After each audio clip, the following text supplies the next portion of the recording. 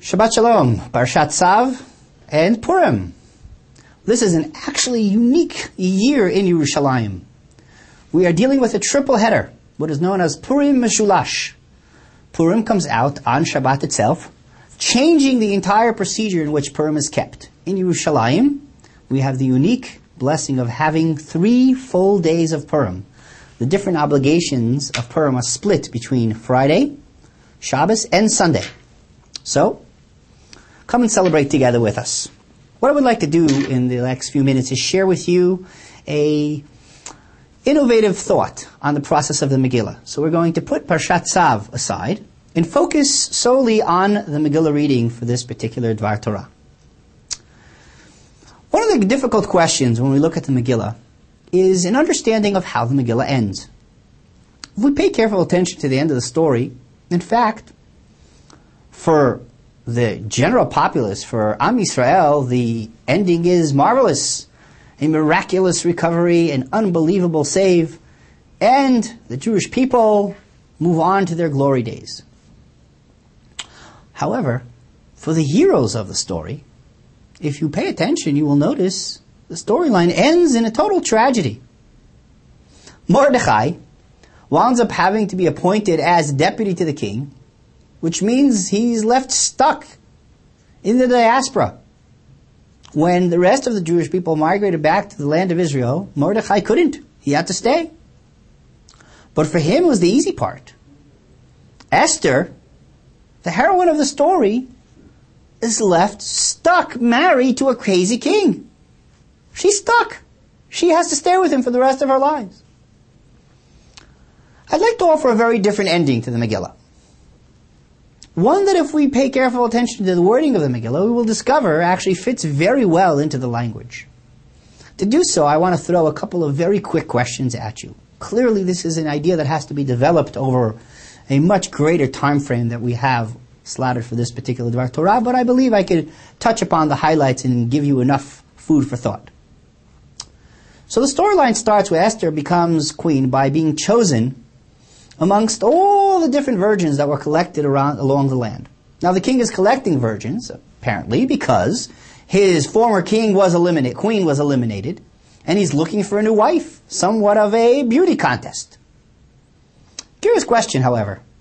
So when the king's messengers went from town to town throughout the entire 127 states of the king, the only directive they were given by the king, the only criteria for a woman being appropriate for being brought into the palace, was that she had to be a virgin.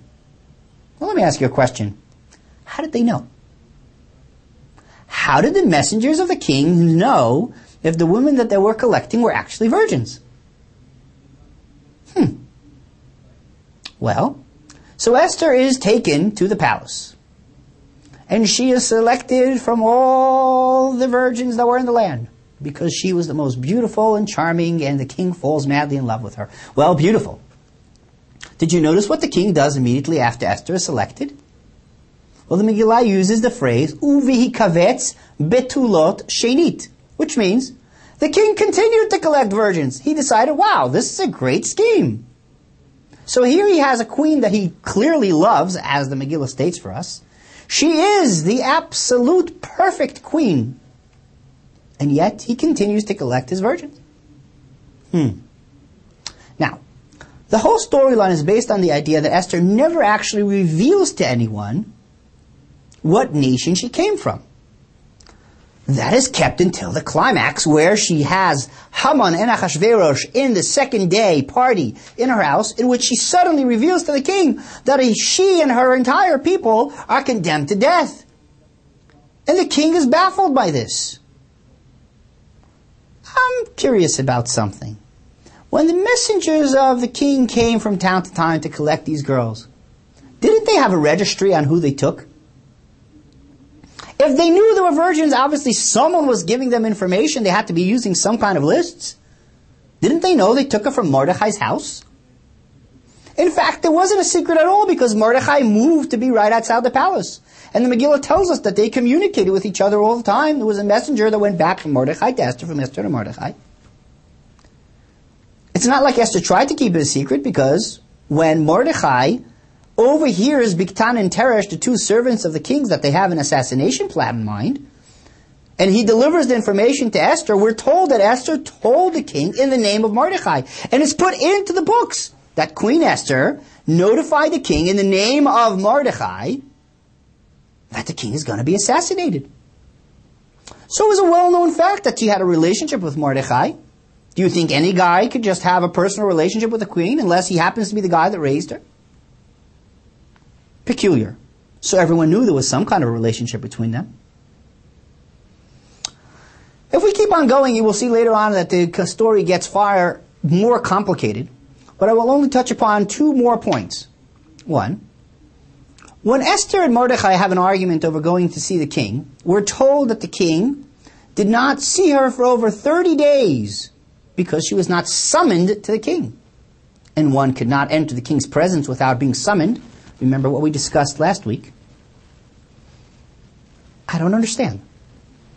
If the king truly loves Esther and she's the ultimate queen, why is it that she is not being summoned for 30 full days? And what does she mean when she says to Mordechai, V'cha'asher avadati avadati, I will go speak to the king because you told me that it's what I have to do to save our people. But as I will be lost, I will be lost.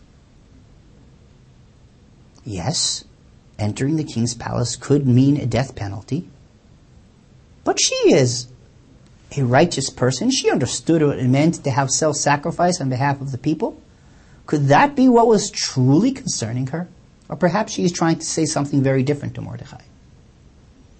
After the saga is done, Haman is hung, the next thing we hear is that Mordechai is introduced to the king. But before that, the king gives Esther a very peculiar gift. He gives her the house of Haman. I ask you, a queen in a palace, the queen of the Persian Empire, what in the world does she need Haman's house for? Who's living in Haman's house? We killed everybody inside of it. His sons were all hung. So what possible use does she have for a house? An empty house. And then it says that she gets the house and she introduces Mordechai to the king because she told him what he is to her. Which of course the king knew. And then the king places Mordechai in charge of the house of Haman. What does that mean? He became the maintenance guy? The queen then takes off the ring that he removed from Haman and gives it to Mordechai. Did you ever wonder what was going through the king's mind? He takes a ring, which means the royal seal, which gives the ultimate legal authority of the land, that was vested to his highest minister, and he gives it to Mordechai, who he just met. What's going on here? Well, the Gemara introduces a very, very interesting note. The Megillah at the beginning tells us a very interesting point in terms of how Esther wound up in Mordechai's house. After all, she was not his daughter. It tells us that her parents died, and Mordechai takes her in as a daughter, which means Mordechai raised her, but was not her parent. Mordechai, in fact, adopted her. So now we could understand that perhaps the crowd was saying, we know that she's an adopted child, but where did she come from? Who were her real parents? Adopted from where? She could have been adopted from any nation. The Gemara then throws a wrinkle in and says, when it says Asher lekacho lebat, read it Asher lekacho lebayit. The Gemara tells us a very, very interesting little fact.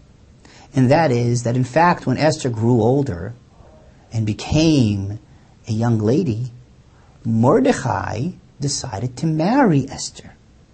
And in fact, Mordechai and Esther were engaged to be married, which is why she was still a virgin when she was taken to the palace.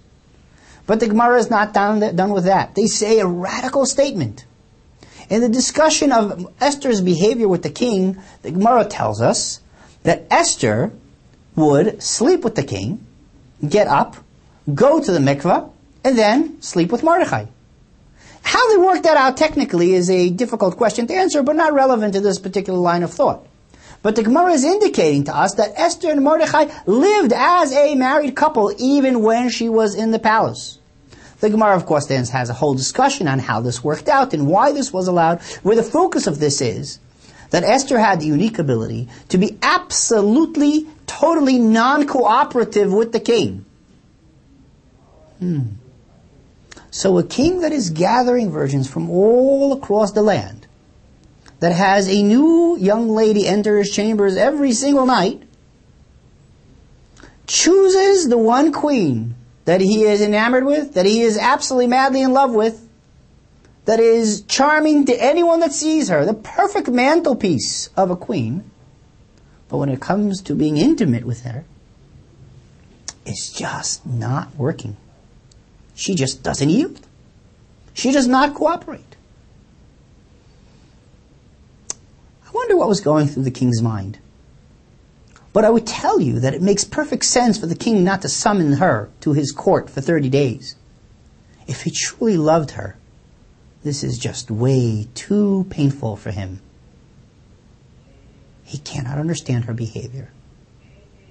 When Esther says to Mordechai, if I initiate the approach to the king, Mordechai, understand what that means.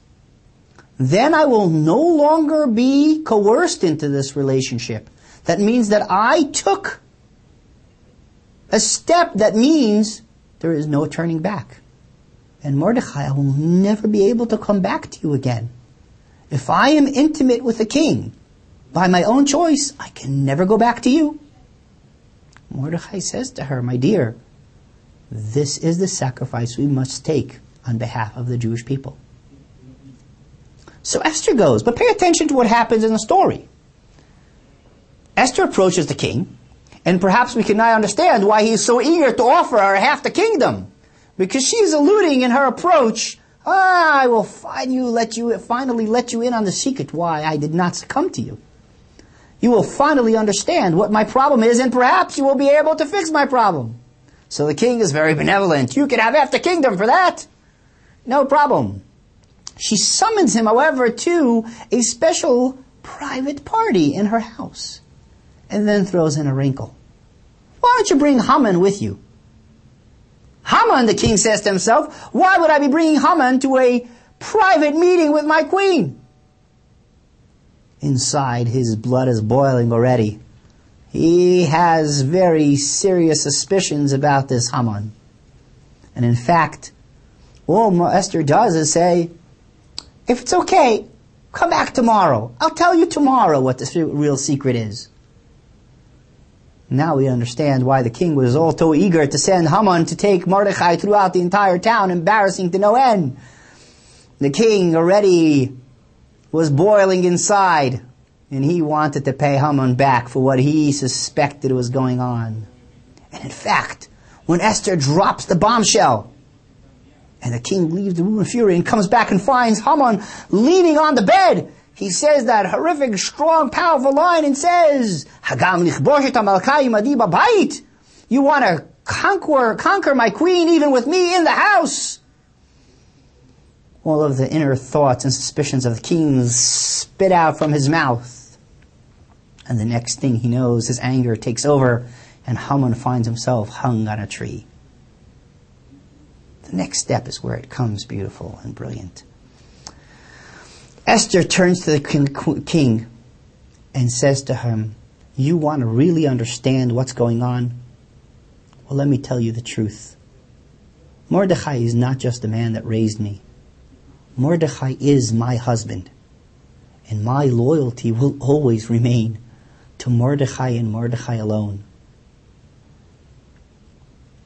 The king comes up with a brilliant plan. The plan is straight and simple. Esther, you take over Haman's house and let us put Mordechai as in charge of this house.